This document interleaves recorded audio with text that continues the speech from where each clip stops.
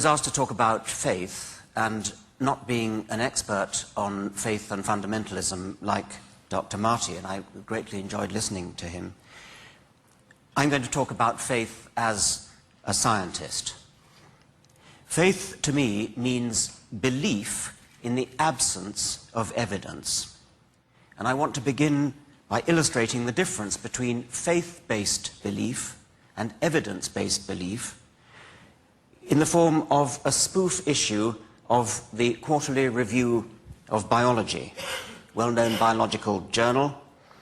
And I've invented an issue, a special issue, on the vexed question of how did the dinosaurs come to an end? Did an asteroid kill the dinosaurs? And I've got a list of imaginary papers that might be submitted to the Quarterly Review on this question, did an astronaut kill the dinosaurs?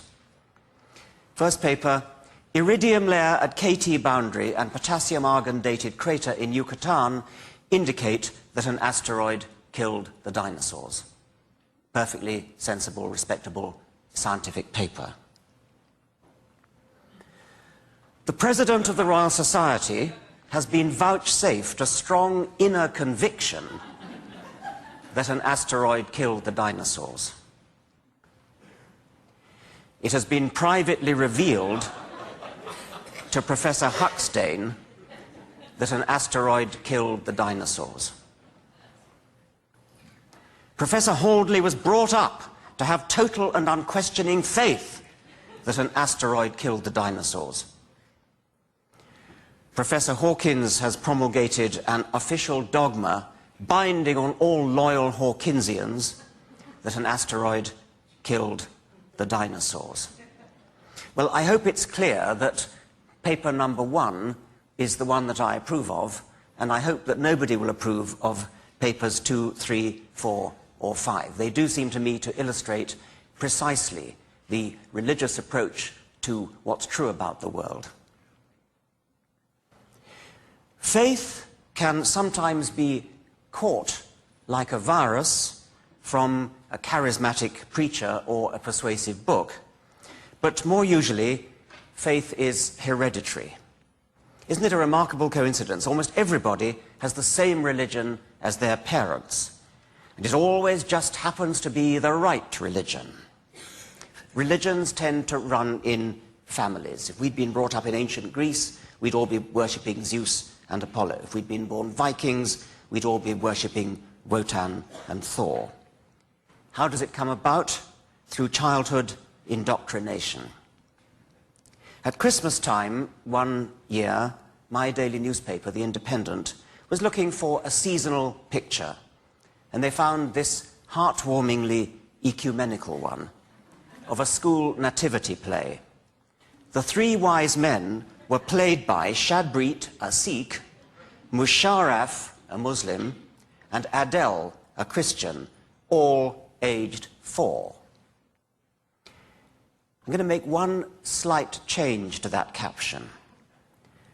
Shadbreet, a monetarist, Musharraf, a Keynesian, and Adele, a Marxist, all aged 4.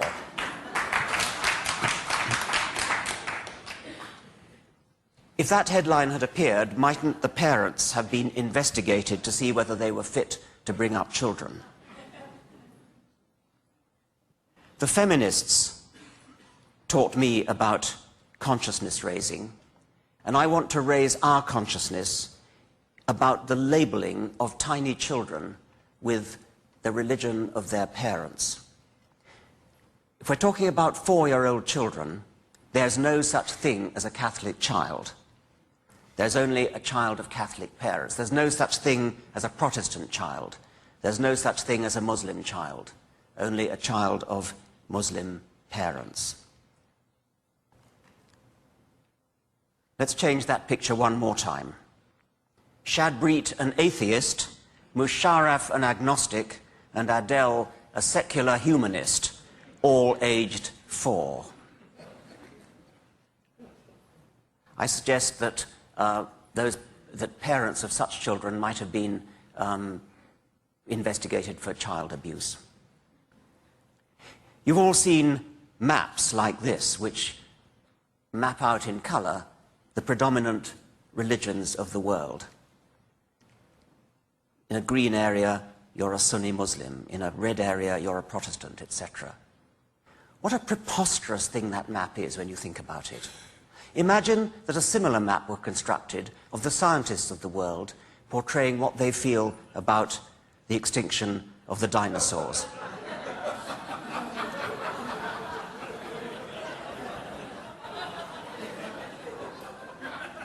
The point is that although that is ridiculous, all of society, even the secular part of society, accepts that it is perfectly natural to see a map like the previous one in an atlas of the world, and it's perfectly natural to see in a newspaper headline, this child, this 4-year-old child, is a Christian, this 4-year-old child is a Muslim, etc.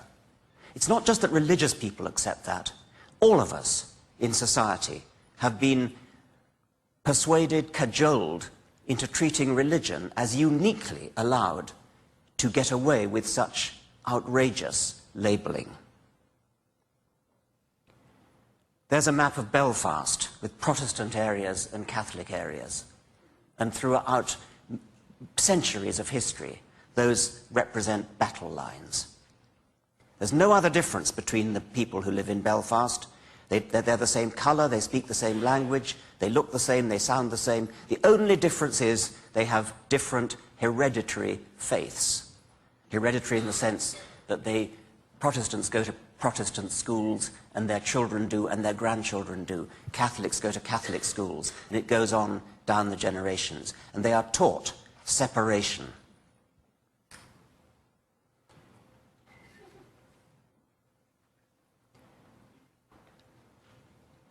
Again, this preposterous idea of scientific theories being mappable, it's accepted in religion.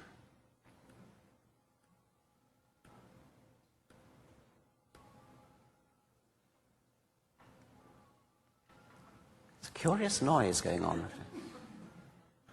It's rather a monotonous tune, I think.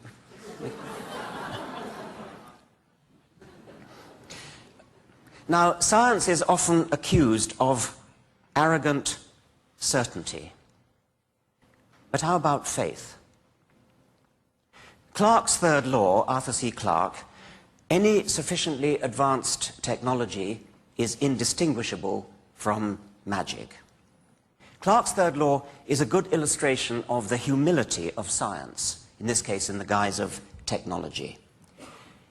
We're humble in the sense that we are implicitly acknowledging that the technology of, say, a century's time or 2 centuries' time will appear to us as magical as our technology, as mobile phones, as computers, as Boeing 747s would have appeared to an 18th century person. The same is true of science and its attitude to the mysteries of the universe. J.B.S. Haldane, the great British scientist and polymath, said, "Now my own suspicion is that the universe is not only queerer than we suppose, but queerer than we can suppose. I suspect that there are more things in heaven and earth than are dreamed of or can be dreamed of in any philosophy." Richard Feynman compared the accuracy of quantum theory's experimental predictions to specifying the width of North America to within 1 hair's breadth. This means quantum theory has got to be true in some sense. The predictions are so fantastically accurate. Yet the assumptions that quantum theory needs to make in order to deliver those predictions are so mysterious that even Feynman himself was moved to remark, "If you think you understand quantum theory, you don't understand quantum theory."